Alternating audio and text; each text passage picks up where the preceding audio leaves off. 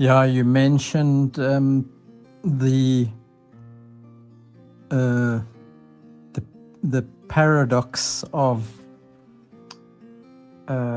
waking up, and you realize that one thing that you thought was this is actually that, and then you can't help yourself but when you look into something like you haven't looked into it before, or maybe you just weren't paying attention when the information was in front of you, but you now see it differently.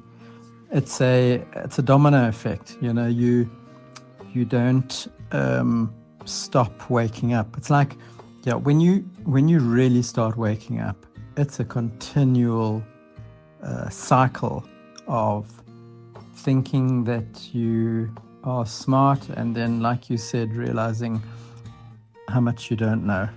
And I think that's awesome. I think that's awesome, because if waking up was just one process and then you woke up, I think you'd get bored with just congratulating yourself and saying, well, I've woken up, I'm the 3 smartest people I know now.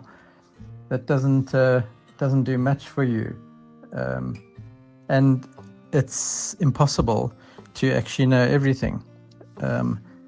So I think it's the way it's laid out, or the way that if you look around you, there's an infinite amount of stuff to either learn or become aware of, that you will just never run out.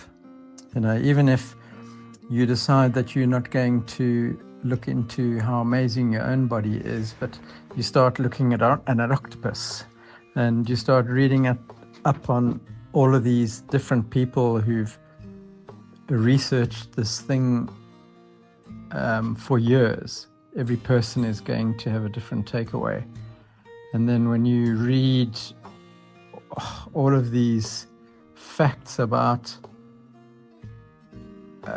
how an octopus actually functions and how it's built, and earlier on I was actually so we're on the first floor here, and there's not, I can't see like a proper tree right next to us, but somehow with our windows not really being open, I mean, it's cold and we've got 4 windows on the one side, but there's only one that's open. But on the windowsill on the inside of the house here, there's one of these whirly birds, these seeds that have got a fucking wing on it. And when they fall out of the tree, they like spin. Anyway, one of these motherfuckers has actually found its way into our room. And you look at the probability of that thing going from wherever it started, whichever tree it fell out of, and how it got here and then inside the window through an impossible small space. But it did, and that's the thing. The possibility is less than a wind or a typhoon blowing through a junkyard, but it happened. Here it is. It's in my hand. Not only the fact that it actually got here, but how it designed. I don't believe, and I'm not a God type person. I don't believe that this thing just decided to turn itself into an aeronautical wonder.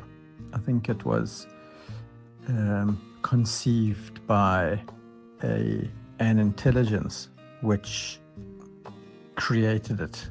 And I'm not someone who looks into the ground and sees an ant walking past and meeting another ant, and then the two of them, start brushing their feelers against each other, and then suddenly they're for God. That's just not me. That's just not the conclusion that I actually come to when I see something that amazes me.